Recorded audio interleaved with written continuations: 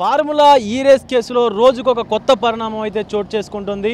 నిన్న ఏదైతే కేటీఆర్కు సంబంధించినటువంటి ఆ పిటిషన్ ఏదైతే క్వాష్ పిటిషన్ ఏదైతే ఉందో దాన్ని హైకోర్టు అయితే డిస్మిస్ చేసింది. అదేవిధంగా ఈరోజు ఏసీబీ ముందు ఏటూగా ఉన్నటువంటి ఈ రేస్ కేసులో ఏటూగా ఉన్నటువంటి అరవింద్ కుమార్ ఐఏఎస్ అయితే ఏసీబీ విచారణకైతే హాజరయ్యారు. ప్రస్తుతం మనం ఏసీబీ ఆఫీస్ ఎదుట కూడా ఉన్నాము. సో ఈ ఏసీబీ విచారణకైతే హాజరైనటువంటి ఐఏఎస్ అధికారి అరవింద్ కుమార్ కీలక విషయాలు కూడా చెప్పేటువంటి అవకాశం ఉంటుందని చెప్పేసి కూడా అటు ప్రభుత్వ వర్గాల్లోనూ ఇటు సామాన్య ప్రజల్లోనూ కూడా కొంత ఉత్కంఠ అయితే నెలకొంది.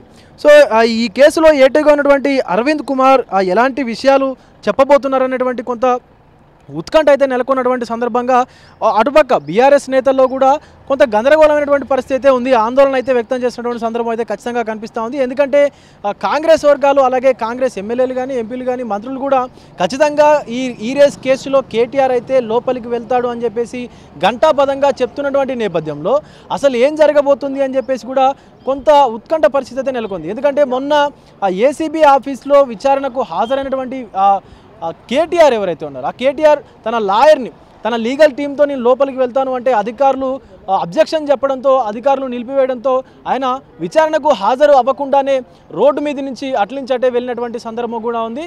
సో ఈ నేపథ్యంలోనే ఆయనకు సంబంధించినటువంటి క్వాష్ పిటిషన్ కూడా నిన్న హైకోర్టు అయితే దాన్ని రద్దు చేసింది.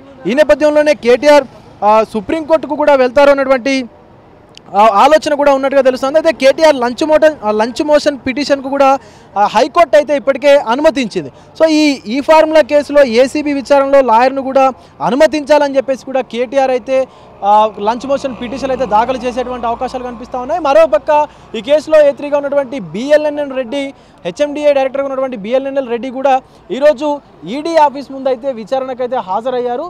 సో మొత్తంగా చూసుకున్నట్లయితే అసలు ఏం జరగబోతుందో అన్నటువంటి కొంత ఉత్కంఠ అయితే ఖచ్చితంగా నెలకొందనే చెప్పాలి. అటు బిఎల్ఎన్ఎన్ రెడ్డిని ఇటు అరవింద్ కుమార్ని ఒకేసారి ఇటు ఏసీబీ అటు ఈడీ రెండు వైపులా ప్రశ్నలు సంధించేటువంటి అవకాశం కనిపిస్తూ ఉంది. సో ఈరోజు జరిగేటువంటి విచారణ నేపథ్యంలో బిఎల్ఎన్ఎన్ రెడ్డి యొక్క విచారణని వాంగ్మూలాన్ని రికార్డు చేస్తారు. అలాగే ఇక్కడ అరవింద్ కుమార్ వాంగ్మూలాన్ని కూడా ఏసీబీ అధికారులు అయితే రికార్డు చేస్తారు. సో వీటిని రెండింటిని పరిశీలించిన తర్వాత కేటీఆర్ను కూడా ప్రత్యక్షంగా విచారించి కేటీఆర్ వాంగ్మూలం కూడా రికార్డు చేసిన తర్వాత ఈ యొక్క కేసులో పూర్వాపరాలను అయితే పరిశీలించి వీరి యొక్క ముగ్గురి రికార్డులను పరిశీలించిన తర్వాత తుది నిర్ణయం తీసుకునేటువంటి అవకాశం కనిపిస్తూ ఉంది. మరొక పక్క ప్రభుత్వం మాత్రం ఖచ్చితంగా ఈ కేసులో ఇదొక కుంభకోణం ఇదొక స్కామ్ అయితే జరిగింది అని చెప్పేసి కూడా ఈ రేస్ కేసులో ప్రభుత్వం అయితే చెప్తా ఉంది. మరి కేటీఆర్ మాత్రం నేను ఎలాంటి తప్పు చేయలేదు ఎలాంటి స్కాము చేయలేదు అని చెప్పేసి చెప్తా ఉన్నారు. సో మరి వేచి చూడాల్సినటువంటి పరిస్థితి అయితే ఖచ్చితంగా కనిపిస్తూ ఉంది. కేటీఆర్ ఒకవేళ హైకోర్టులో తీర్పు వెలువరిన తర్వాత సుప్రీంకోర్టుకు వెళ్తారా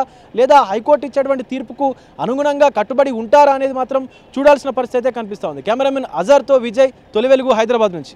ప్రపంచంలో ఏ మూల ఏ క్షణం ఏం జరుగుతుందో వేగంగా తెలుసుకోవడానికి తొలి వెలుగు వాట్సాప్ ఛానల్ని ఫాలో చేయండి.